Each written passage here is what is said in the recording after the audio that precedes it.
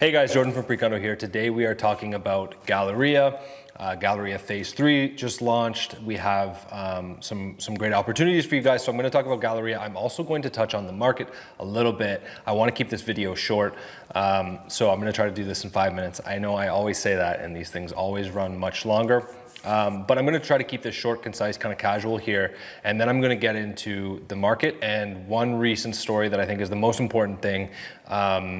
If you're wondering where the market in Toronto is headed, I think that this story is the most important indicator of where the market's going over the next 5 to 10 years. So I'm going to talk about Galleria first, and in particular why I like it.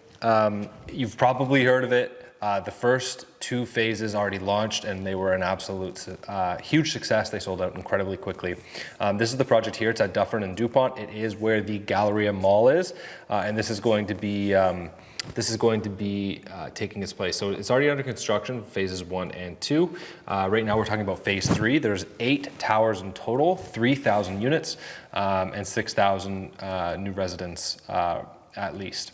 So in terms of this particular building, it's this building here, okay, in my opinion, probably the most interesting of the buildings. It's based on Flatiron architecture, so it's going to bring a super unique sort of curved design to this this intersection. And that's actually the sales center right there, down to the bottom right of that drone shot. So one great thing about Galleria is it's not just residential. There's a large amount of retail. So you have 300,000 square feet of retail. You're going to have a national grocer, banks, boutique high-end, all kinds of great retail that are going to add value to the neighborhood. So they're not just simply getting rid of the retail, building up all this density and not replacing it. They're actually more than replacing the retail, which is fantastic. Going to be in open air. It's very similar to the Tridal's The Well. Obviously, we're just $200 a foot cheaper and further outside of the core. So it also comes with an 8-acre park, a large portion of which will be completed in time for phase 3's completion. So 350,000 square feet in total. One of the trends with COVID that we're seeing obviously is people want to live near green space. Parks are being utilized far more than they have been in Toronto's past. And whether or not that trend sticks around, I don't know. But having a park near, literally on the property is obviously going to help the resale value, and it's going to add to the neighborhood as well. Oh, in addition to the park, you can see here, there's a community center at the back of the property. This community center will be open and operational for the first 2 phases, which is really nice because a lot of the time you get these developments that promise things like that and it comes much, much later. So we know in this case, the community center will be operational at the time of completion, which is a really nice touch. So this is the full-scale massing of the development here. Gives you an idea of where everything is located. So phase 1 and 2 is already under construction, sold out. You have the community center here. You have the 8-acre park here. The rest of the phases here. And then the Galleria Phase 3, the Flatiron building here, closest to Dufferin and Dupont. From here, we're about a 10-minute walk to the Bloor subway station. So there's also, of course, the bus that can get you there. But as far as transit goes, it's like an 8 out of 10. You are, on a bus line and also you're on a bus line and you're also walking distance to the subway station. And as far as biking, you could bike from this particular intersection. You could bike to the financial district in about 20 minutes, 25 minutes. New community center, so like I just said, it's going to have gym, multi-purpose rooms, community kitchen, swimming pools, dance studio. The big one here is it's going to have daycare, so it's going to have child care center, which is absolutely huge, going to add a lot of value into this particular neighborhood. And also, one trend we're seeing with COVID is the condos that are struggling to sell right now are actually the smaller units, and the condos that are tending to do better on the resale market right now are the larger units as people look for more space. And of course, as detached is absolutely on fire in Toronto and the prices are appreciating incredibly quickly, that affordability ceiling comes into play. And so, young professionals starting a family, looking to live close to work, they're just, the affordability level of detached is just, you know, that ceiling is rapidly appreciating. And so you're going to see more families transition into condo living over the next decade. That's a trend that you can absolutely, you know, there's no question that's going to start to take a little bit of precedent. We're going to start to see more families being raised in condos. So over the long term, I think 2 and 3 bedrooms are going to do incredibly well, especially in family-friendly communities like this.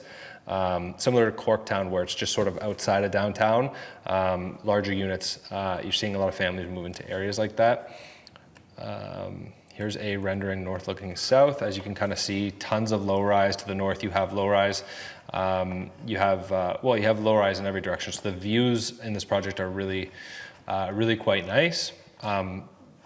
With very little exception. Keep in mind, if you're looking at this from an investment, don't focus too much on the view, focus on the value. You don't want to overpay or pay too much of a premium because you wanted the view, because realistically, it's not like you're going to see that on the backside, on the rent side. You will see it in the resale side if you're looking to at a 10, 15 year hold. When you sell it, what's going to be, are you going to get your value out? The answer with views tends to be yes. Not always, but it tends to be yes. So just something to keep in mind. You're not going to get a premium on rent because of a view, but you will get that value back on the backside. This is a rendering of what the lobby is going to look like. Beautiful high ceilings, very elegantly furnished. The pool, outdoor pool, private dining lounge, the outdoor terrace, social and games room, the co-working room, which is really nice, seeing a trend of buildings incorporating co-working lounges, which is really important. I'm actually starting to see on the resale side of things, clients specifically looking for buildings that have business centers or co-working lounges because they work from home and they like to be able to change up their scenery but not have to go to a Starbucks. So this is a trend that I think is here to stay. Especially with work from home becoming more popular. Obviously you have your gym and a kids playroom. I'm not going to focus too much on this amenity stuff because I want to get down to the investment side of things. So master plan community growth. It is no secret people love investing in master planned communities because as standalone buildings are great, but master plan communities just bring a little bit extra. They're bringing retail to the area, restaurants to the area, things that help push up that, push the appreciation needle up a little bit more and help bring some value to the neighborhood beyond just here's another condo building. They did a study here, the developer on Emerald City, which is another ELAD project versus C15, that particular district, and found higher return on investment. Another study. Okay, I'm going to move on to why I like Galleria. There's a couple of reasons. Okay, a couple of reasons why I like Galleria. Number one is the spread. So the completion, the marketed occupancy date for this is December 2025. Now there are two great things about that. One, it is great to see a developer with some honesty throw out a date that actually is reasonable and makes sense as far as completion goes. And number two, it is fantastic to be leveraged in the market for 5 years. 5 years is a long time to hold a unit. If you're buying on day one, let's say it completes early 2026, just over 5 years of time in the market before you even have to close, before you have to find a tenant. That is plenty of time for the market to make up some equity for you in terms of appreciation. Number two is the developer. So the developer is ELAD Canada, one of the most well-funded developers in our city. This is great for a number of reasons, but the most important one that I kind of want to highlight here is we will likely see a wave of project cancellations in the next 12 to 18 months because the COVID has delayed housing starts and, of course, inflated the cost of construction, which means that profit margins are shrinking for developers. And so what that means is you're likely going to see some developments that have already pre-sold and are in a position where they don't have profit margin anymore cancel over the next little bit. So it is now more important than ever before to buy with a reputable developer, ideally buying something that already has site plan approvals, is ready to build, and in best case scenario, something that's already financed, something that's ready to, shovel in ground. Number three is leverage. So this particular launch, they're doing a 15% down deposit structure. So you only have 15% down all the way through occupancy. So for the next 5 years, you're leveraged like 6 to 1 in the condo market. And number 4 is a master plan community. Everyone loves investing in master plan communities.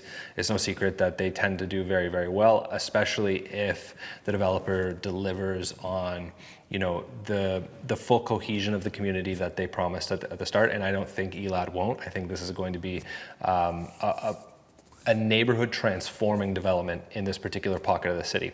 Okay, so if you want information on Galleria, email me. All right, now moving on to the market specifically, because I know you probably have questions about that. Why would I invest in real estate right now in times of uncertainty? Well, there's a couple of things. Number one, just to give you an idea of pricing, I see a lot of realtors put out market reports, and oftentimes they're lacking in context. So I want to clear up a couple of things here. Prices, just to be very clear, prices are up over this time last year in the condo market, but down versus February of this year. So February of this year was our all-time high for the condo market.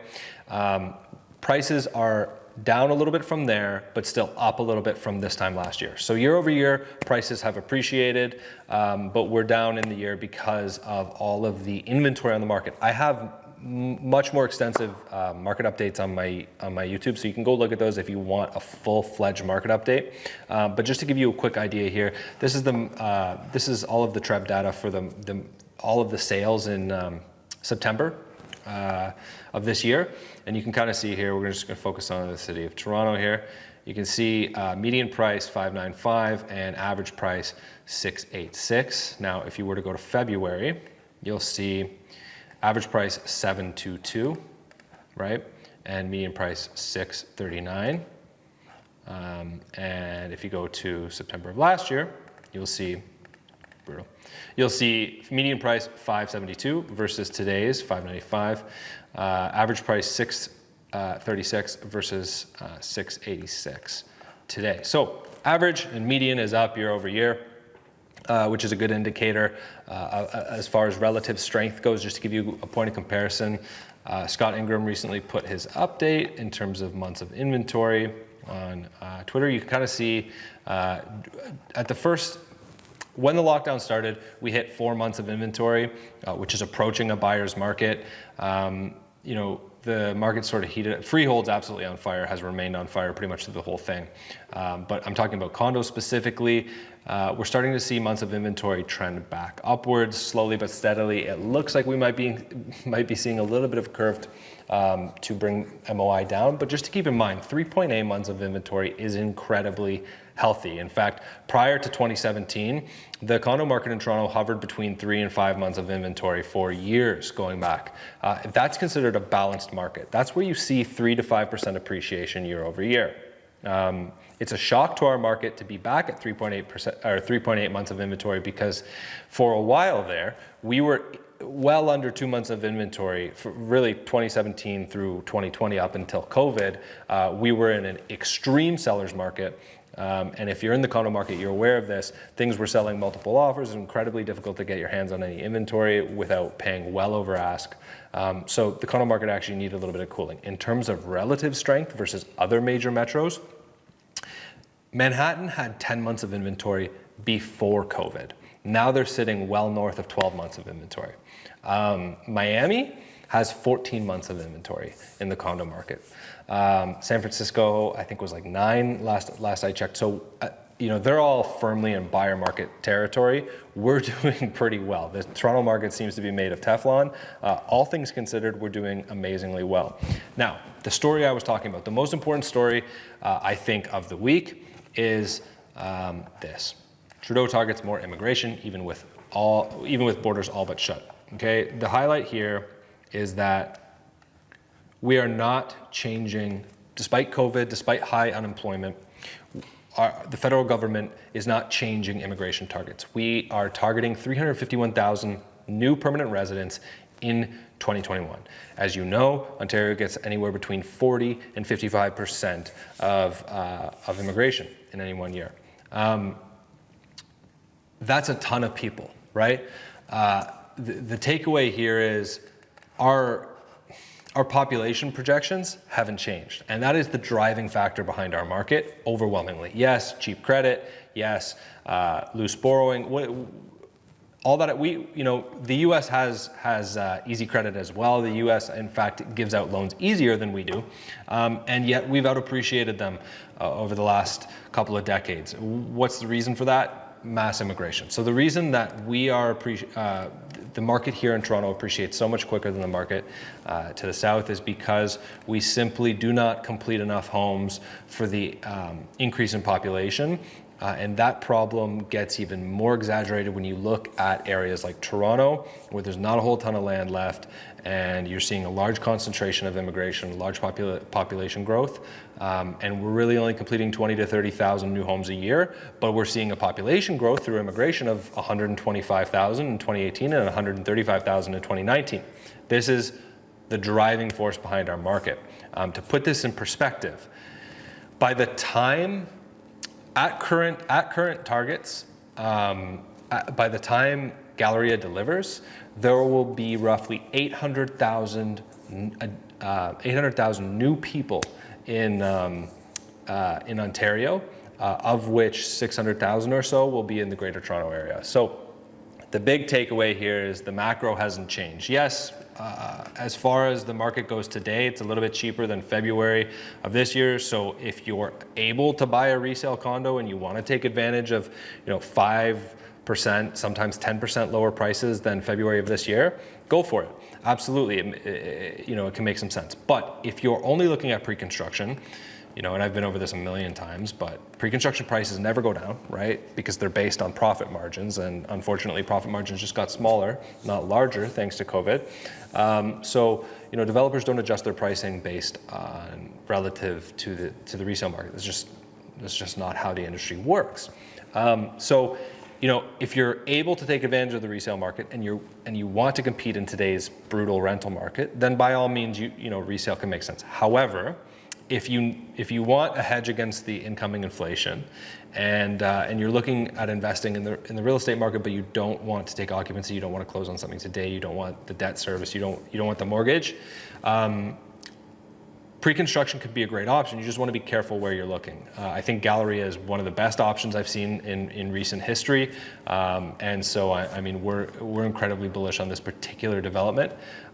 So if you want a unit here, reach out to me, Jordan@precondo.ca, and we'll help you get into the market.